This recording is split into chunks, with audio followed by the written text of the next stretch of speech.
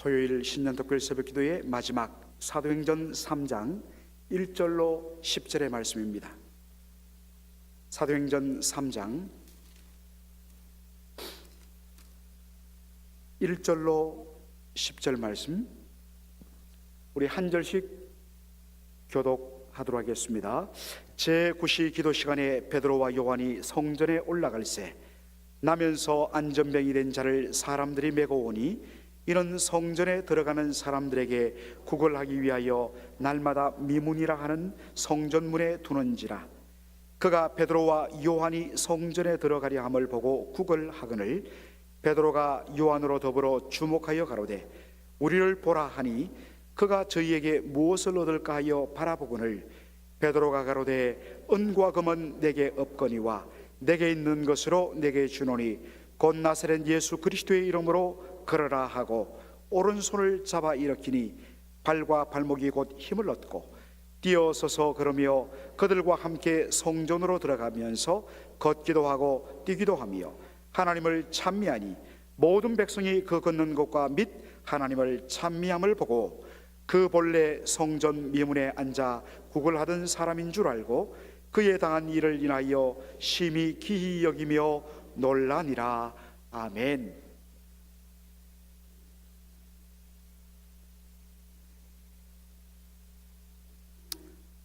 다시 일어서자, 다시 일어나자 라는 제목으로 말씀을 전하기를 원합니다. 사도행전 3장 1절에 보니까 이렇게 말씀이 시작합니다. 제9시 기도 시간에 베드로와 요한이 성전으로 올라갈새. 제9시 기도 시간이라.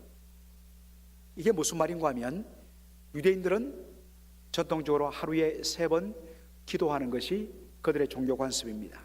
한 번은 제3시, 그러니까 오전 9시에 하나님 앞에 기도하고, 그리고 오후 제9시 기도 시간, 다른 말로 하면 오후 3시에 두 번째 기도를 합니다. 그리고 마지막 기도는 선셋, 바로 해가 질 때에 그들이 기도를 합니다. 베드로와 요한은 오후 3시 제9시 성전에 기도하러 올라갔습니다. 올라가면서 보니까 한 사람이 구걸을 하고 있었습니다. 이 사람에 대한 소개가 어떻게 되냐면 나면서부터 안전병이다. 나면서부터 안전병이다. 이걸 정확하게 번역하면 From the womb of his mother, 그의 어머니의 뱃속에서부터 그가 바로 불구가 되어서 태어났다. 선천적 장애를 가지고 태어났다. 그런 말입니다. 여러분들 요한복음 9장에도 보면 알다시피 나면서부터 앞을 못 보는 맹인을 보고서 제자들이 질문합니다. 주님, 이 사람의 맹인된 것, 앞을 못 보는 것이 그의 부모 때문입니까? 그의 죄 때문입니까? 이것이 유대인들의 장애에 대한 접근이었습니다. 뭐 사고를 당한 것이 아니라 나면서부터 다리를 아예 못 쓰고 굳어져 버린 다리로 태어난 이 지체 장애를 가진 사람을 보고서 얼마나 많은 사람들이 수군거렸겠습니까? 얼마나 많은 사람들이 멸시와 천대와 냉대를 냈겠습니까? 뭔가 잘못 있다. 그의 부모거나 아니면 이 사람이 잘못이거나 그런 말을 자꾸만 듣고 그런 눈초리를 받고 자라다 보니까 이 사람도 자기 자존감이 완전히 상실되었습니다. 자신의 태어남을 원망하면서 자신의 장애를 한탄하면서 그저 숨이 붙었기에 마지못해 산다는 그런 심정으로 하루하루, 그것도 정상적인 삶이 불가능하니까 날마다 사람들 비아냥을 받으면서 동전 한 입만 받으면 그저 기분이 좋은, 그래서 겨우 그것으로 하루를 먹는 것으로 살아가는 것으로 족한 그런 인생을 살아가는 존재였습니다. 베드로와 요한이 지나가다가 이 사람을 주목합니다. 그리고 우리를 보라라고 이야기합니다. 이 사람은 보라니까 와, 뭐 좀 다른 사람보다 좀 더 주려는갑다. 그런 기대감을 가지고 바라봤다고 이야기하고 있습니다. 그런데 베드로가 뭐라고 이야기합니까? 사도행전 3장 6절에 은과 금은 내게 없거니와 내게 있는 것으로 너에게 주노니 곧 나사렛 예수 그리스도의 이름으로 걸어라. 그리고 나서는 손을 내밀어서 그 사람의 손을 붙들어 일으킵니다. 그 순간에 이 사람의 나이가 40인데 엄마의 뱃속에서부터 두 다리가 완전 굳어져서 태어났던, 한 번도 걷는다는 것이 무엇인지를 알지 못하는 이 사람, 그 사람의 발과 발목에 힘이 들어가면서 몸이 일으켜 세워지면서 너무나 놀랐습니다. 그래서 걸으면서 이게 꿈인가 싶어서 또 뛰면서 걸으며 뛰며 성전으로 들어가 하나님을 찬미하며 예배하는 그의 모습을 보게 됩니다. 얼마나 참 놀라운 일이 일어났는지 모르겠습니다. 성도 여러분, 왜 베드로가 은과 금은 내게 없거니와 라고 이야기했을까요? 왜 은과 금은 내게 없거니와 라고 이야기했을까요? 물론 문자 그대로 지금 베드로와 요한의 수중에는 돈 한 푼 없을 수도 있습니다. 그래서 은과 금은 내게 없거니와 라고 말할 수도 있어요. 자, 여러분 한번 잘 생각해 보십시오. 만일에 내 주머니에 돈이 없으면, 그래서 그 사람한테 뭘 줄 것이 없으면, 아이고 어떡하나, 뒤져보니까 돈 한 푼도 없네, 미안합니다, 다음에 꼭 드릴게요 라고 그냥 그렇게 말할 수 있습니다. 굳이 은과 금이라는 표현을 쓸 필요 없어요. 왜 그러냐? 그 당시 은과 금이라는 이 표현은 그 당시 일종의 하나의 관용 어구인데 많은 양의 돈을 말합니다. 지금 이 거지에게는, 이 구걸하는 사람에게는 한 번도 그가 사람들에게 많은 돈을 받아본 적 없습니다. 그가 사람들이 원하는 것은 그저 동전 한 입 두 입입니다. 그것들이 모여갖고 그날 하루 먹어 살면 되는 것입니다. 많은 돈을 요구한 것도 아닙니다. 그런데 굳이 해서 많은 양의 돈을 가리키는 이 표현, 은과 금이란 표현을 쓸 필요가 있겠습니까? 따라서 은과 금은 내게 없거니와 라는 이 표현 속에는 베드로의 분명한 의도가 담겨 있는 말이란 것입니다.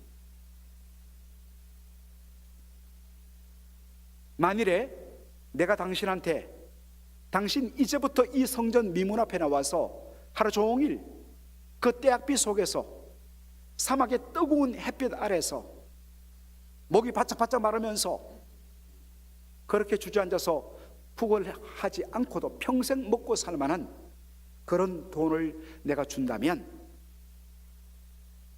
그러면 모든 삶의 문제가 해결되고 당신이 행복해질까? 아니라는 것입니다. 이것을 가리킨 표현이 뭐냐?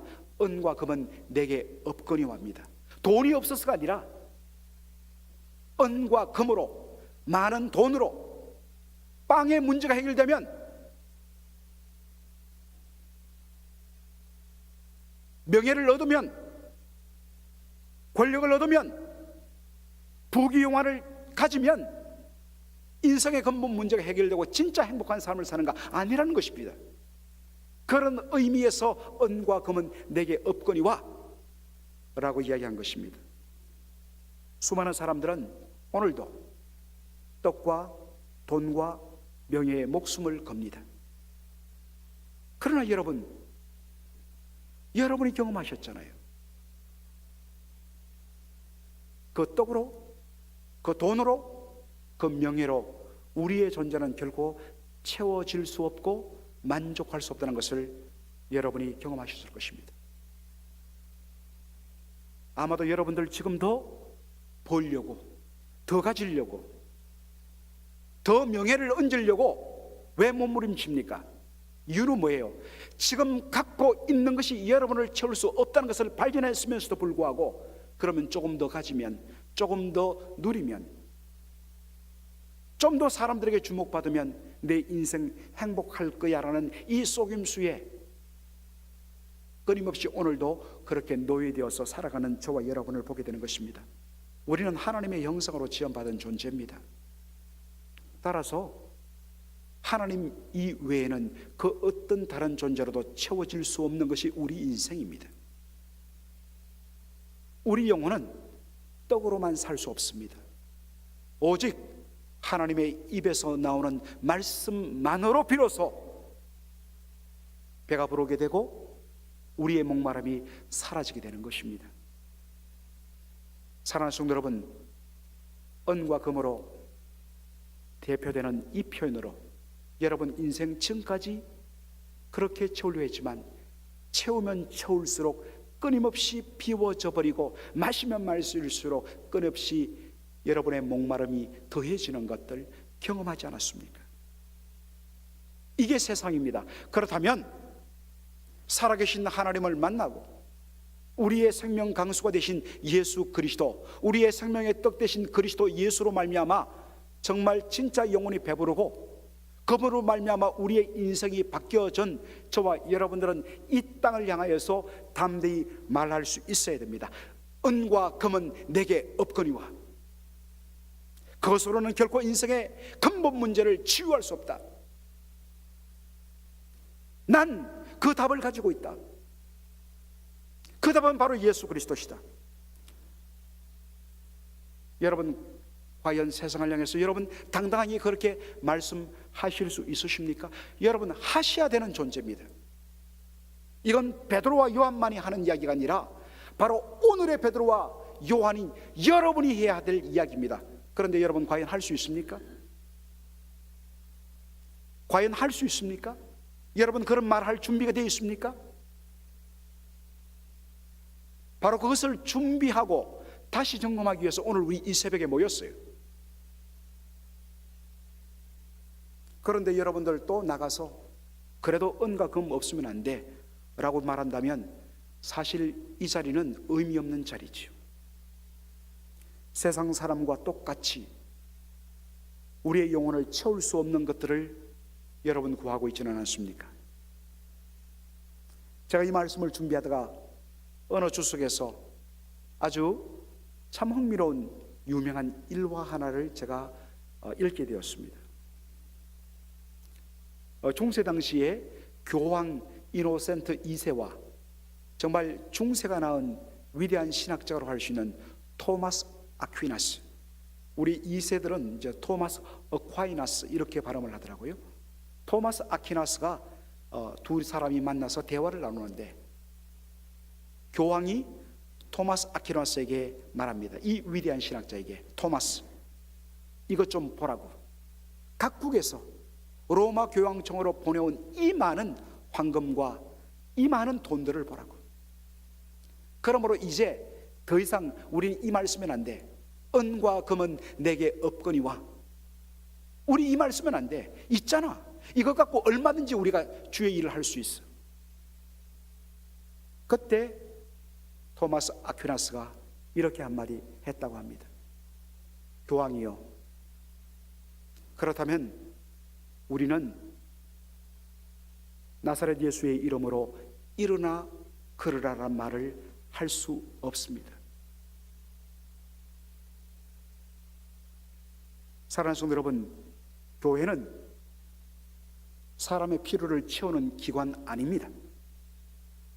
물론 이민교회의 특성상 위로와 격려와 눈물을 닦아주고 함께 고통하고 아파하는 그러한 부분들이 필요합니다. 그래서 제가 이민교회의 특수성 때문에 우리 교회는 위로와 격려의 공동체가 되어야 된다고 제가 말씀드렸습니다. 그러나 그 특수성 붙들고 계속해서 위로하고 격려하고 눈물 닦아주고 늘 어떤 면에서는 서로 간의 아픔들을 달래주고 싸매주는 병원의 역할만 감당한다면 그것은 교회의 본질이 아닌 것입니다. 교회의 본질은 영적인 안전뱅이들을 나사렛 예수 그리스도의 이름으로 고쳐서 평생을 주저앉아서 그것이 전부였다고 살아갔던 그 사람, 의미와 소망을 상실한 채 그저 하루하루 연명하는, 의미 없는 삶을 사는 그 인생을 나사렛 예수 그리스도의 이름으로 일으키고, 걸으며 뛰며 하나님을 찬미하며 예배하며 달라진 인생으로 하나님 바라보며 살아가는 인생 만드는 것, 그것을 회복하는 것, 그것을 위해서 끊임없이 말씀으로 훈련하고 말씀으로 단련하고 말씀으로 양육하는 공동체, 이게 교회의 본질인 것입니다.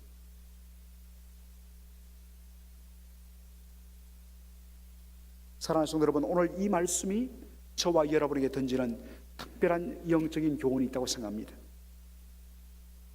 여러분들 지금 주님 앞에서 여러분 살펴보세요. 과연 여러분들은 걸으며 뛰며 주를 찬미하며 예배하는, 정상적으로 걷는, 주님과 동행하는 존재입니까?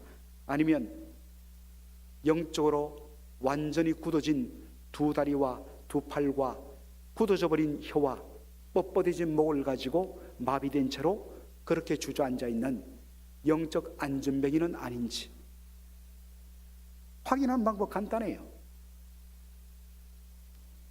주의 이름으로 일어나서 걸으며 뛰며 주를 찬미하는 삶이 있는가? 날마다 주와 동행하는 삶이 있는가? 하나님을 예배하며 기뻐하는 삶이 있는가?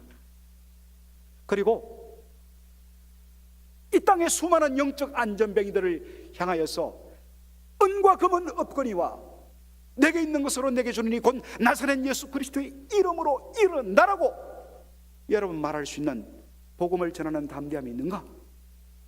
그리고 주저앉아서 낙심과 절망 가운데 있는 사람을 향하여서 사랑의 손을 뻗어서 붙들고 그들의 삶을 일으켜 세워주는 사랑과 격려의 그런 손길이 있는가? 남은 어떻게 되든지 말든지 간에 그저 나 한 사람만 생각한다면 여러분, 바로 여러분의 영적인 안전뱅입니다. 여러분, 그렇게 계속 주저앉아 사실 것입니까? 계속해서 주저앉아 살 것입니까? 그저 남들이 던져주는 동전으로 그저 목숨 유지하는 데 살 것입니까? 아니면 고침받고 일어나서 내 힘으로 일하며 내가 번 것으로 오히려 가난하고 힘든 사람들을 돕는 그런 섬김의 삶을 살 것입니까?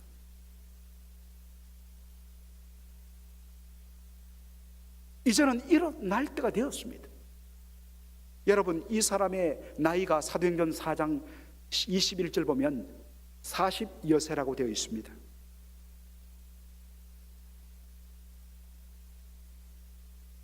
지난 40년 한 번도 걷지 못하고 살아왔는데 마귀가 속삭입니다. 평생 그렇게 살았는데 뭐 이제 와서 뭘 걷는다고?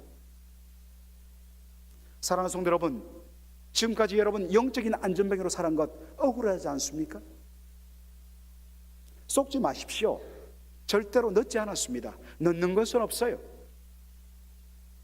하루를 살더라도, 내일 우리의 삶이 끝난다 할지라도, 단 하루 24시간 산더라도 제대로 한번 일어서 걸으며 뛰며 주님을 찬미하며 그동안 다른 사람에게만 공급받았던 내가 나의 힘으로 다른 사람들 한번 먹여주고 다른 사람들을 섬기고 그렇게 살아야 끝마쳐야 되지 않겠습니까? 언제까지 영적인 안전뱅이로, 언제까지 영적인 어린아이로 살 것입니까? 이제 그 삶 정리해야 돼요.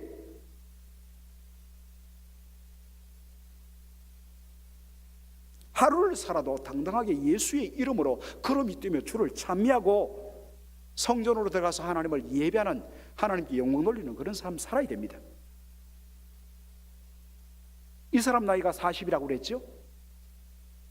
우리 교회가 40살이에요.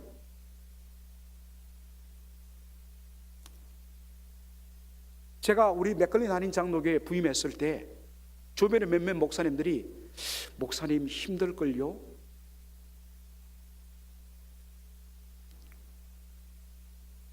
사실 힘들었습니다. 그런데 문제는 바깥 사람들만이 이야기하는 것이 아니라 우리 성도들 스스로가 영적인 안전뱅이 돼갖고 자포자기 절망으로 우리 교회 안 돼, 소망 없어, 스스로 그러더란 말이죠. 그것도 담임 목사 앞에서. 기가 막히는 노릇이에요. 나사렛 예수 그리스도의 이름으로 일어나야 돼요. 우리를 일으킬 수 있는, 교회를 위하여서 피를 흘리신, 사망 권세 이기시고 다시 살아나서 부활의 생명을 주신 예수 그리스도가 엄연히 우리 교회의 주인이신데, 누가 함부로 주님의 교회에 대해서 왈가왈부할 수 있어요? 믿음 없는 소리지요. 누구 마음대로요? 주님이 포기하지 않고 주님께서 여전히 함께 임마누엘 하시는데, 나사렛 예수 그리스도의 이름으로 다시 일어날 수 있어요. 다시 일어나야 해요. 주저앉았던 다리에 주님이 힘주심으로 말미암아 발과 발목이 불끈불끈 힘이 솟아서 일어나서 달려가는 교회 되어야 돼요. 그저 우리끼리만 모여서 예배드리고 밥 한 그릇 먹고 어떤 면에서는 서로 위로 도닥다닥 하다가 떠나버리는 교회가 아니라 세상을 향해서 나가서 주의 복음을 전하고 선교하고 그리스도의 이름으로 사람들을 섬기고 성도들을 훈련시켜서 일어나서 연약한 사람들을 일으켜 세우는 그런 교회로 나가야 되는데, 주님 뜻이란 것입니다. 그 일에 우리가 쓰임 받아야 돼요. 불가능은 없습니다, 여러분. 목사님 할 수 있어요? 전 할 수 없어요. 아니, 할 수 없으면서 왜 그렇게 목사님 그렇게 말씀하시는 거예요? 베드로도 이야기했어요. 나는 할 수 없다고. 그리고 이 일이 나로 말미암아서 된 것이 아니라 바로 십자가에 못 박힌 그 예수 그리스도, 그분의 이름의 능력과 권세로 된 것이라고 베드로는 이야기해요. 저도 마찬가지예요. 저는 할 수 없어요.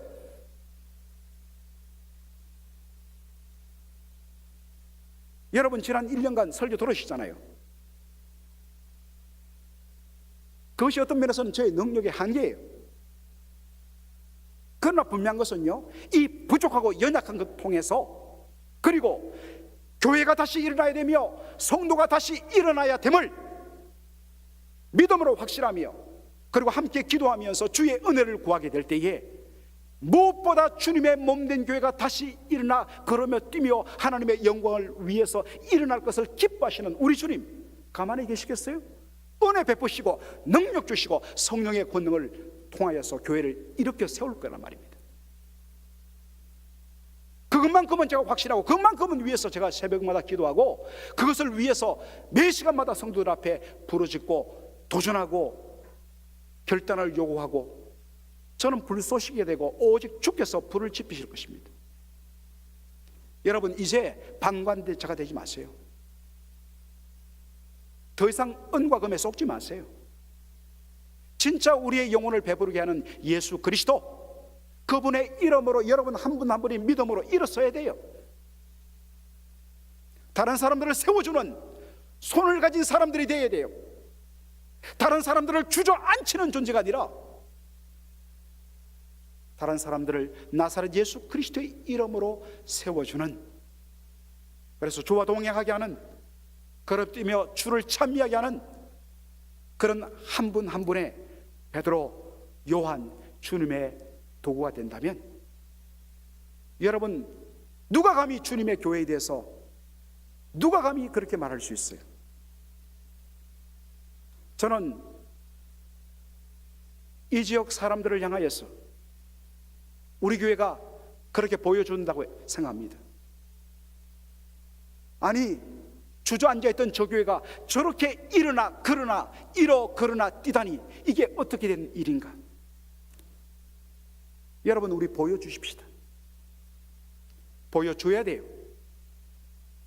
그래서 우리 맥클린 한인 장로교회가 그런 부분에 대하여서 example이 되어서 이 지역의 수많은 주저앉은 교회들이 다시 일어나 걸으며 뛰며 주를 찬미하고 다른 사람들을 살려내는 그런 교회들이 이 지역에 정말 우후죽순처럼 그렇게 나타나는 그런 것들을 여러분들 꿈꾸시면서, 주여 먼저 내 자신이, 우리 가정이, 우리 구역이 불가능해 보이던 우리가, 그리고 우리 맥클린 한인 장로교회가